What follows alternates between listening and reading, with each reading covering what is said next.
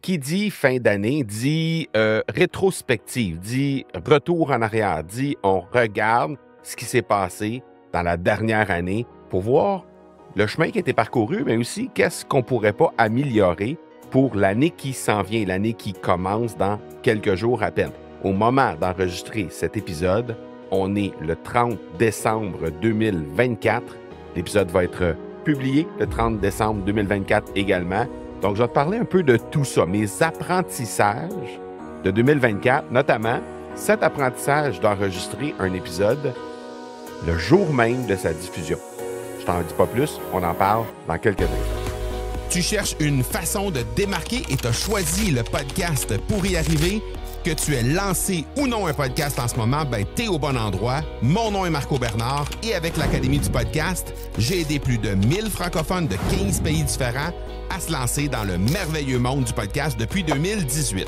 Je t'aide à maximiser l'impact positif que tu veux avoir auprès de ceux que tu souhaites attirer comme clients et ainsi cesser d'être le secret le mieux gardé de ton domaine en utilisant le podcast.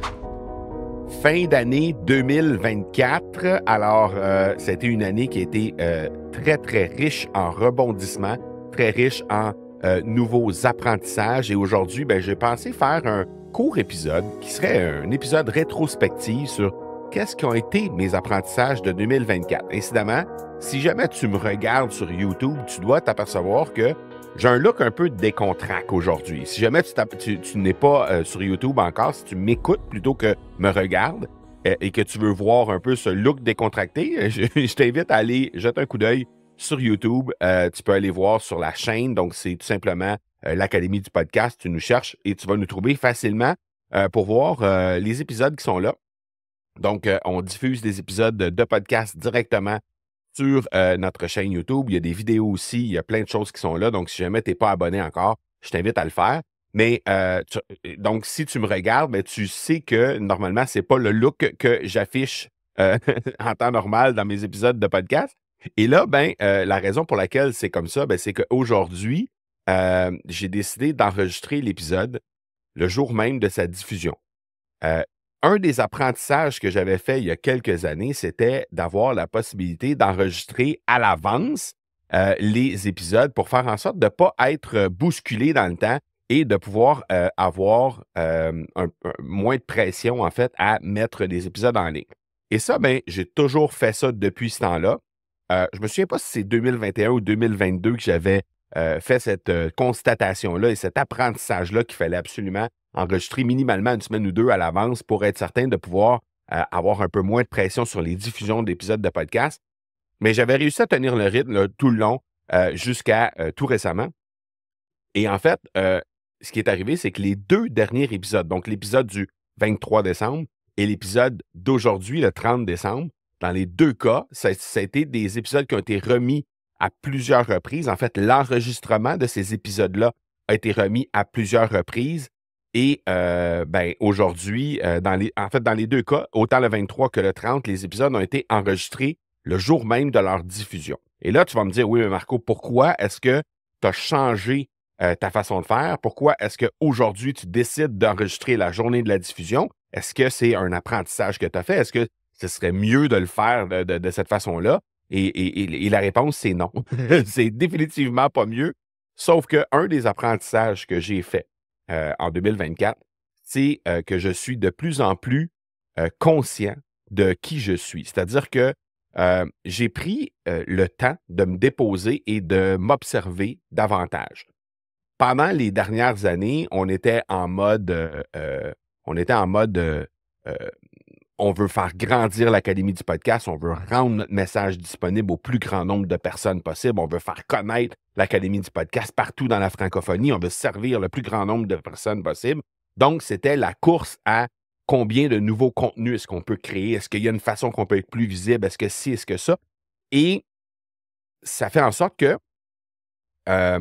parfois, on se retrouve dans une situation où on a des contenus qui sont créés et après les avoir créés, on se dit oh, c'était pas notre meilleur contenu, ça. Et la raison pour laquelle on créait du contenu qui n'était pas top, au top de notre game, comme on dit en bon français, mais au sommet de ce qu'on est en mesure de créer, ben, c'est qu'on s'obligeait à créer ce contenu-là. Et je dis pas que c'est pas correct d'avoir une constance dans notre création de contenu. La preuve, c'est que le 23 décembre, j'ai enregistré un épisode. Le 30 décembre, j'ai enregistré un épisode. Pourquoi? Parce que mon podcast est diffusé les lundis et c'était pour moi une condition absolument essentielle à faire ça.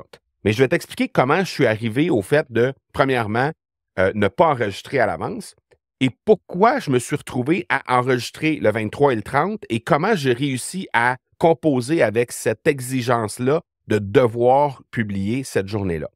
La raison, c'est que l'énergie n'était pas suffisamment bien positionnée, j'avais pas suffisamment cette énergie positive-là pour créer un contenu qui allait te plaire et qui allait servir le message que je voulais mettre de l'avant.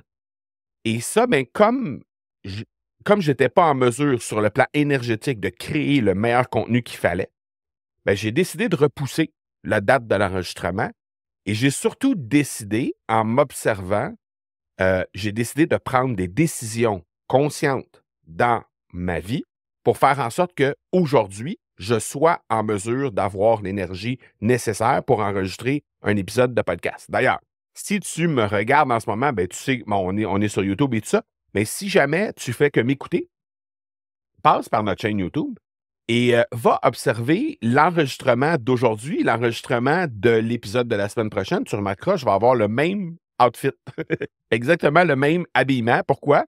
Parce que j'enregistre cet épisode-là aujourd'hui et l'épisode de la semaine prochaine va aussi être enregistré tout de suite après. Pourquoi? Parce qu'aujourd'hui, j'ai l'énergie pour être capable de faire ça. J'ai l'énergie pour être optimal dans ma façon de créer le contenu. Pourquoi?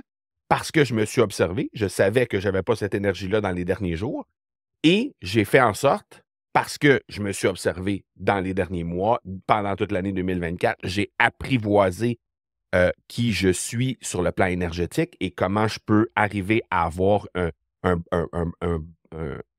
une énergie qui est bien positionnée pour créer le contenu.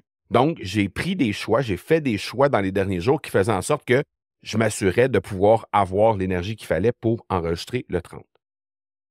Donc, ça, c'est une des choses, un des grands apprentissages. Et je sais que peut-être que pour toi, peut-être que c'est déjà acquis, ça. Peut-être que présentement, toi, tu es en mesure d'observer ton énergie, d'observer la différence dans le niveau d'énergie depuis déjà plusieurs mois, plusieurs années peut-être. Moi, c'est plus récent dans mon cas. Et ça, ben, ça m'a permis de prendre conscience de toutes mes forces, évidemment. Et ça, il ne faut pas négliger d'analyser toutes les forces parce que on peut considérer que le fait de ne pas être conscient de qui on est et le fait de ne pas avoir cette conscience de l'énergie et de respecter ça, cette conscience de l'énergie-là, on peut considérer ça comme une faiblesse. C'est quelque chose que j'ai appris à apprivoiser, à faire en 2024 et que je continue encore aujourd'hui à gérer. D'ailleurs, on quitte là, pour une semaine de vacances là, dans quelques jours à peine. Et ben, le défi, ça va être de se ressourcer à quelques jours d'une nouvelle série de masterclass qu'on va faire. Et souvent, ben, ces moments-là, parce que j'ai appris à m'observer dans le passé, ces moments-là qui précèdent, ces jours qui précèdent les lancements, les masterclass ou les challenges qu'on a fait dans le passé, c'était souvent des moments où il y avait beaucoup de stress. Il y avait de l'anxiété qui venait prendre place. Et ben là, le défi, ça va être de profiter de ces 7 jours-là pour vraiment recharger les batteries au maximum et arriver avec une énergie hyper positive qui va me permettre de livrer le meilleur contenu possible pendant cette série de masterclass qui va débuter le 13 janvier prochain. Donc, d'ailleurs, je note les liens dans les notes d'épisode si jamais tu veux assister à cette série de masterclass. Ça va être une série de masterclass qui va parler de comment créer du contenu qui va être impactant avec ton podcast. Donc, que tu aies lancé ou non ton podcast, il n'y a pas de souci. C'est un contenu qui peut s'adresser à toi. Donc, tu peux te rendre, je vais te mettre le lien dans les notes d'épisode. Donc, ça, c'est la première chose. Apprendre à s'observer pour mieux se connaître, faire en sorte de pouvoir avoir une meilleure énergie, de respecter les forces et les faiblesses et d'analyser ça, de constater ce qui est et de jouer avec. Donc, ça, c'est une grande prise de conscience qui est arrivée en 2024. Ensuite de ça, autre prise de conscience par rapport à ce qui par rapport à 2024, c'est que je me suis aperçu que j'étais beaucoup dans une énergie de manque. Et ça, je pensais pas être à ce point-là dans cette énergie-là, mais ce que ça fait, c'est et là, peut-être que ça sonne négatif, tout ça, là, mais l'énergie de manque, pour moi, c'était c'est positif, tout ça, parce que pas le fait d'être dans une énergie de manque, mais le fait de vouloir tout le temps avoir plus. Le fait de tout le temps vouloir se dépasser, le fait de tout le temps vouloir s'améliorer comme personne et comme entrepreneur et comme papa et comme amoureux et tout ça. Mais il faut apprendre à se déposer aussi et à apprendre à surtout regarder ce qui se passe, ce qui s'est passé derrière. Et ça, j'en ai parlé dans un épisode de podcast à la fin de l'année 2023. Les podcasteurs, souvent, les gens qui sont dans notre académie du podcast ont souvent cette énergie de manque qui est là, spécialement au début de leur processus. C'est-à-dire que souvent, les gens vont arriver dans notre académie et là, ils disent, OK, bien là, j'ai joint une académie parce que je veux m'assurer d'avoir des résultats avec mon podcast, donc je vais faire les choses comme il le faut. Et là, ils se rendent compte, après 4 mois, après 6 mois, ils ne sont pas en mesure encore de monétiser leur podcast. Et là, ils se disent, oh my God, mais comment ça, je ne suis pas capable de monétiser mon podcast? Il y a plein de gens dans l'académie qui sont capables de le faire. Je ne comprends pas comment ça, moi, je ne suis pas capable de le faire. Et là, souvent, je vais juste prendre le temps de leur dire, et si tu regardais derrière, si tu apprenais à mesurer, ou plutôt que de mesurer ce qui manque, ce que tu n'as pas encore atteint, pourquoi est-ce que tu ne regarderais pas ce qui s'est passé derrière? Pourquoi tu ne regarderais pas tout le chemin qui a été parcouru? Si on fait juste se retourner et on regarde, il y a 6 mois, tu n'avais même pas de podcast. Tu n'avais même pas lancé ton podcast. Tu ne savais même pas comment lancer un podcast. Tu ne savais même pas quel projet tu allais mettre en place pour un podcast. Et là, depuis ce temps-là, tu as non seulement mis en place un podcast, choisi à qui tu t'adressais, fait le logo qui allait avec, faire un jingle qui allait avec, créer ton épisode 0, mettre ça en ligne, faire tous les épisodes qui allaient avec et commencer à être conscient de comment tu peux structurer ton message pour être capable de le monétiser. Tu as fait tout ça dans les 6 premiers mois. Là, tu arrives au bout de 4 mois ou au bout de 6 mois, puis tu te rends compte que les résultats ne sont pas encore au rendez-vous. Et là, tu es en train de te taper sur la tête pour ça. Come on. Tu fais juste te retourner, regarde derrière et vois tout le chemin qui a été fait. Vois tout ce qui a été fait et apprécie le chemin qui a été parcouru. Apprécie le chemin que tu continues de parcourir à chaque fois, à chaque épisode, à chaque pas.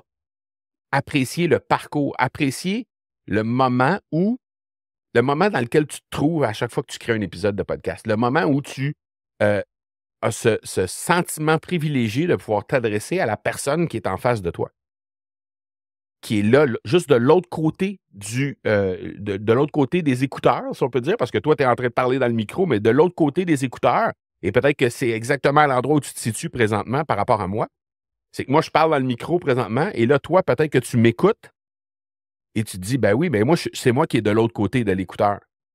Et là, j'apprécie le moment en ce moment même, là, le moment que je suis en train de créer en ce moment même, je l'apprécie.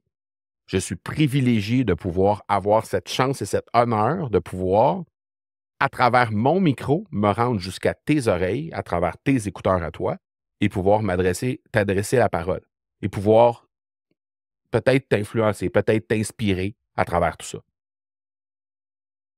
Je suis même ému de te parler de cette façon-là, mais je suis vraiment appréciatif de ce moment-là qu'on est en train de passer ensemble.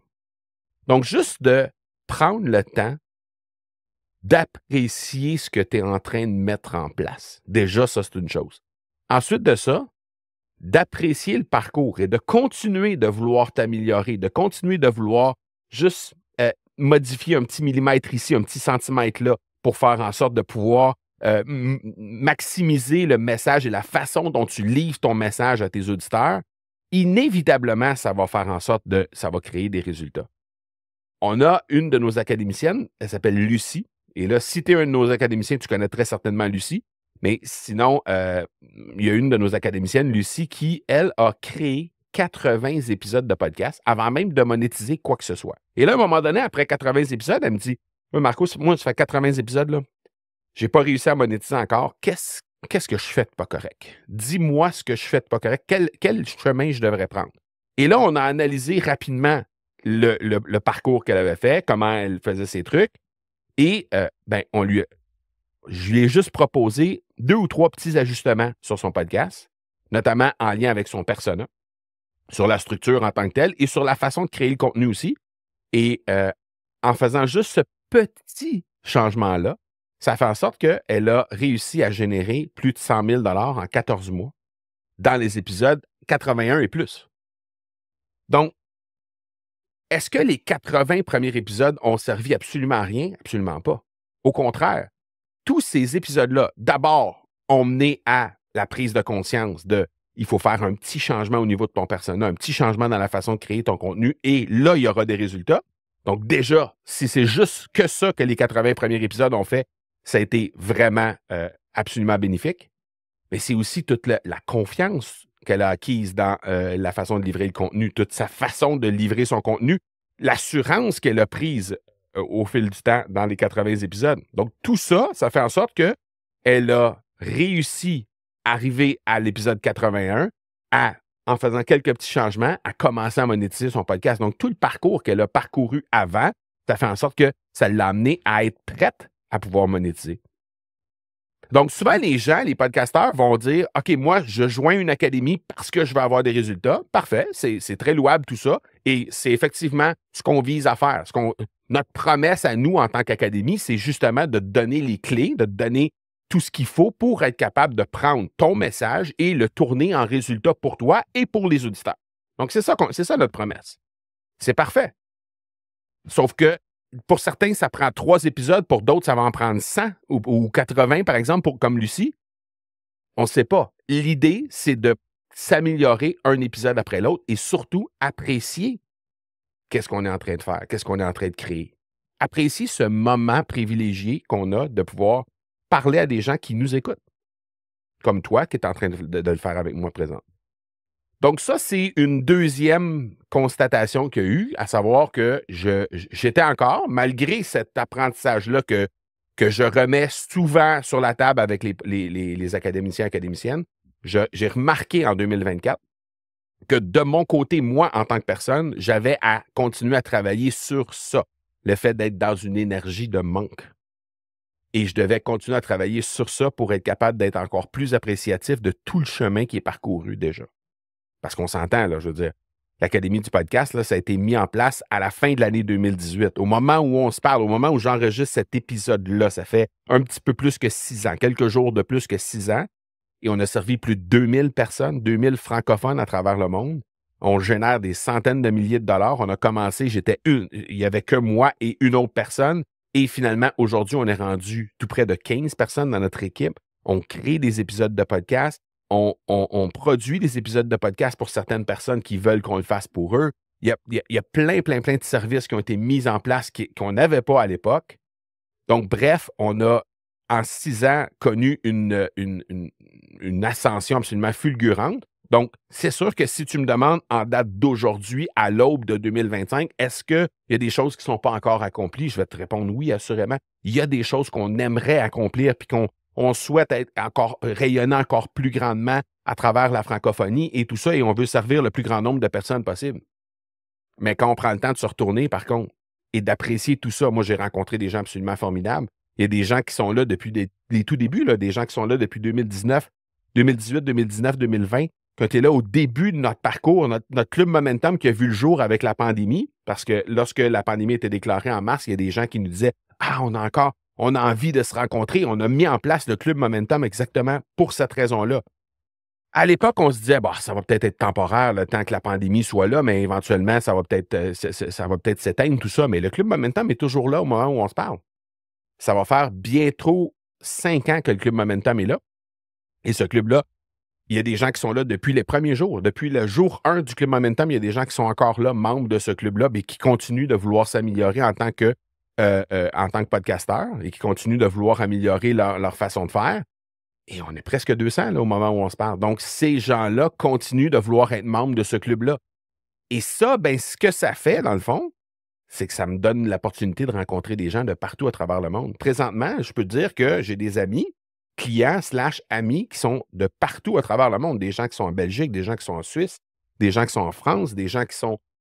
c'est les 3 principaux pays en Europe, bien sûr, mais il y a des gens aussi en Angleterre, il y a des gens dans l'Afrique du Nord, il y a des gens aux États-Unis, il y a des gens dans la Nouvelle-Calédonie. On a eu plusieurs clients là-dedans aussi. Donc, bref, il y a eu 17 pays de la francophonie qui ont été reconnus, donc qui ont été représentés plutôt par des clients au sein de notre académie. Donc, juste déjà d'imaginer ça au départ quand j'ai lancé l'Académie du podcast, si je t'avais dit, si quelqu'un m'avait dit, Marco, quand tu vas te retourner dans 6 ans, tu vas avoir servi des gens dans 17 pays de la francophonie différents, tu vas avoir aidé plus de 2000 personnes à lancer leur podcast en français, j'aurais signé les 2 yeux fermés.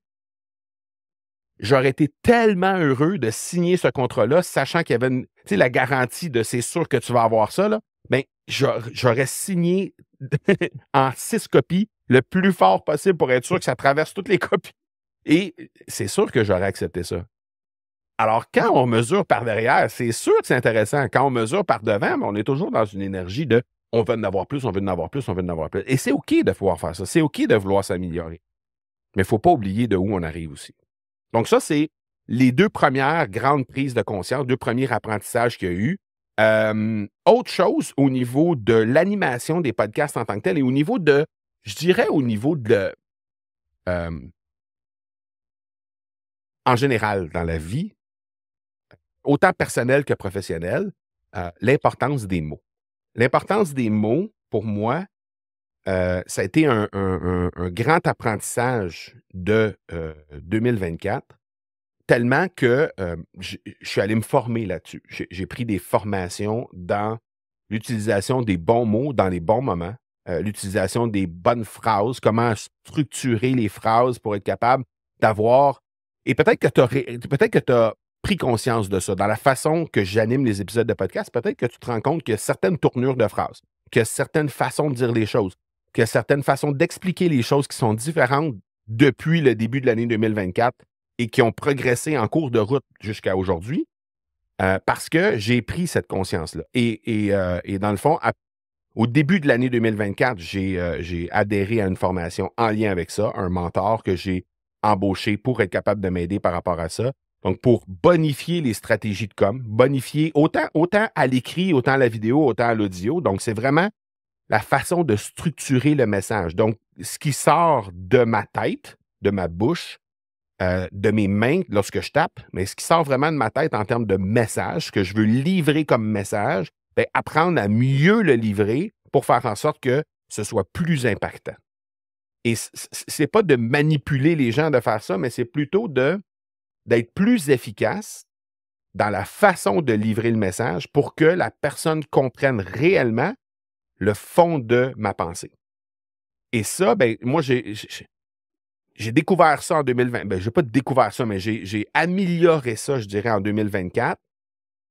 Et ça prend vraiment une importance capitale dans la façon dont on enseigne maintenant dans l'Académie du podcast, parce que c'est ça qui fait la grande différence. Parce que l'information, elle est accessible au bout des doigts. D'ailleurs, je vais te parler d'intelligence artificielle dans quelques instants, mais l'intelligence, c'est-à-dire l'information, elle est disponible au bout des doigts très, très, très facilement en utilisant l'intelligence artificielle ou les engins de recherche traditionnels, si on peut dire, tels qu'on les connaît depuis toujours, en fait. Et donc, la seule façon qui va différencier l'humain de l'intelligence artificielle ou du robot qui va être derrière, ben, c'est la façon de livrer le truc. C'est la façon de le faire comprendre. Parce qu'une information qui n'est pas digérée, qui n'est pas vulgarisée, ben, parfois, elle est difficile à assimiler pour la personne. Alors, toi, en tant qu'humain, tu as la possibilité de pouvoir vulgariser ça, de mettre une couleur à l'intérieur, de mettre une personnalité à ces informations-là. Et ça, ben, ça passe par la façon de structurer le message, la façon de déclencher certaines choses chez les auditeurs ou chez tes lecteurs ou encore chez les personnes qui regardent tes vidéos.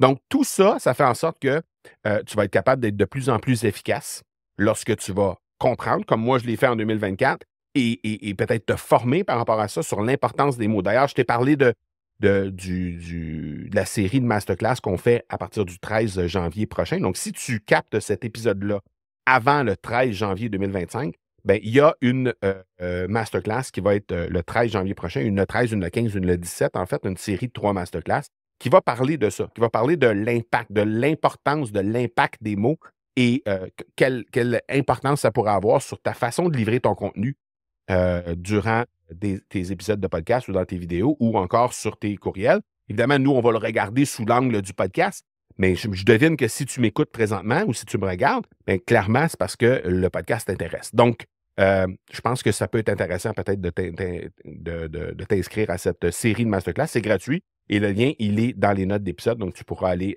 jeter un petit coup d'œil là-dessus. Donc ça, c'est l'importance des mots. C'est un autre apprentissage que j'ai fait en 2024. Et les 2 derniers apprentissages que j'ai envie de te parler aujourd'hui sur quels ont été mes apprentissages principaux en 2024 ont rapport avec l'intelligence artificielle. Donc, je sais, il y en a pour qui l'intelligence artificielle, ça les rebute présentement. Ils ont peur de ça. Ils ont peur que ça vole leur place de créateur. Ils ont peur que ça enlève leur couleur et leur importance et ça enlève de l'importance à leur message parce que, justement, ce message-là, il est disponible dans l'intelligence artificielle. Oui, mais non. Dans le sens où l'intelligence artificielle va t'aider pour brainstormer en mode création. Lorsque tu es en mode création, donc tu veux créer un épisode de podcast, tu veux créer un webinaire, tu veux créer un courriel, tu veux créer une pièce de contenu, quelque chose, soit à l'écrit, soit à la vidéo, soit à l'audio, ce que ça te permet de faire, c'est d'être plus précis dans ce que tu veux créer. C'est-à-dire que moi, je peux lui dire, j'ai envie de faire un épisode de podcast sur tel sujet. Voici l'angle que j'ai pensé utiliser pour être capable de créer mon épisode de podcast. Qu'est-ce que tu pourrais me soumettre comme information ou qu'est-ce que tu pourrais me soumettre comme idée pour être capable de venir approfondir ce contenu-là? Et là, souvent, il va y avoir, premièrement, c'est un gain de temps incroyable parce qu'on n'est pas obligé de faire les recherches nous-mêmes. On va juste soumettre l'idée puis on a un retour immédiatement. Donc là, souvent, ce qui va arriver, c'est il y a telle étude qui a été publiée par Harvard, par exemple, qui dit que Mais ça, j'aurais jamais eu accès à ça parce que, ou pour avoir accès à ça, il aurait fallu que je passe plusieurs minutes, voire heures, à chercher la fameuse étude. Alors que là, j'ai juste à soumettre mon idée d'épisode de podcast, les différents angles, les différentes informations que je veux mettre dedans, et je lui demande de me soumettre de l'information supplémentaire pour être capable d'amener ma profondeur à mon épisode de podcast. Et ça fait en sorte que c'est plus précis, plus profond comme épisode de podcast. Donc, en mode création, ça ne remplace pas la personne qui crée le contenu parce que tu veux continuer de garder ta couleur, tu veux continuer de garder ta personnalité derrière le contenu que tu crées, mais ça va te permettre d'avoir infiniment plus de profondeur et de précision dans comment tu vas créer le contenu. Donc ça, c'est la première chose que l'intelligence artificielle m'a apprise, en fait, que j'ai appris à faire avec l'intelligence artificielle en 2024. Et la deuxième chose, c'est au niveau du marketing. Donc, pas au niveau de la création, mais au niveau du marketing. C'est-à-dire qu'une fois que l'épisode de podcast, il est créé, donc là, je suis en train de créer un épisode de podcast, une fois que cet épisode-là va être créé, c'est fou à quel point on peut gagner du temps. Et c'est infiniment plus facile d'être présent sur les différents réseaux sociaux, sur les différentes plateformes qui peuvent nous aider à avoir une meilleure présence, avoir un meilleur rayonnement de notre message en utilisant l'intelligence artificielle. D'ailleurs, on a créé, au sein de notre académie, on a créé un GPT personnalisé. On l'a appelé R0D3, par analogie à R2D2, évidemment. Et si tu fais le R0, c'est juste par curiosité, si jamais tu as un papier pas loin, tu peux écrire R0, D en majuscule et 3. Tu vas te rendre compte que ça fait road, mais avec un E qui est à l'envers et avec un 0 à la place du O, évidemment. Et Rode étant la marque de micro que j'utilise. Donc, c'était une analogie avec R0D2 et c'est-à-dire R2D2, pardon, et Rode, évidemment, la marque de micro bien connue que j'utilise. Donc, on a créé un R0D3 qui est un assistant d'intelligence artificielle qui nous permet de, basé sur un script d'épisode, créer une multitude de nouveaux contenus soit des contenus écrits, soit des contenus vidéo directement avec une application qu'on utilise maintenant qui s'appelle Descript. Donc, je vais te mettre aussi le lien dans les notes d'épisode. C'est academypodcast.com/Descript, tout simplement.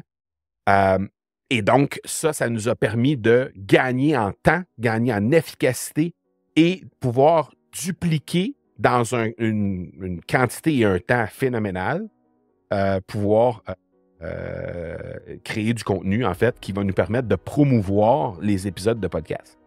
Donc, ces deux choses-là, qui ont un rapport avec l'intelligence artificielle, ont été des apprentissages incroyables que j'ai peaufinés tout au long de l'année 2024.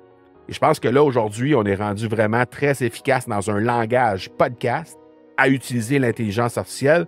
Sans chauvinisme, je pense qu'on est pas mal les meilleurs en francophonie à utiliser l'intelligence artificielle pour tout qu'est-ce qu'on peut créer en tant que podcasteur. Que ce soit des contenus, que ce soit les contenus pour faire le marketing du podcast, etc. On est vraiment rendu hyper solide et c'est quelque chose que tu peux créer très, très, très facilement en utilisant, entre autres, ChatGPT. Donc, ça a été mes apprentissages de 2024. J'espère que ça t'a plu, cet épisode. J'espère que ça t'a inspiré peut-être certaines choses. D'ailleurs, si jamais tu veux interagir avec moi sur le sujet, tu peux te rendre sur mon compte Instagram. Tu peux me trouver facilement à @MarcoBernard. Et pourquoi pas partager l'épisode que tu es en train d'écouter, que ce soit via YouTube ou que ce soit via l'audio. Donc, partager l'épisode et me dire quels ont été, toi, ton apprentissage de 2024. Tu peux me dire aussi ce qui t'a inspiré dans ce qu'on a mis dans l'épisode de ce que j'ai fait dans l'épisode d'aujourd'hui. Mais particulièrement, toi, ton meilleur apprentissage de 2024, qu'est-ce que ça a été? Et je suis curieux de pouvoir savoir. Donc, tu me tags et on va pouvoir discuter sur le sujet, évidemment. Donc, voilà pour aujourd'hui. On se dit à l'année prochaine. Parce que, oui, on va créer un contenu aujourd'hui, mais qui va être diffusé juste en 2025. Donc, on se dit à l'année prochaine. Ciao, ciao. Bon réveillon de la nouvelle année. Demain, en fait, si tu captes l'épisode le 30 décembre. Demain, dernière journée de 2024. Ciao, ciao tout le monde.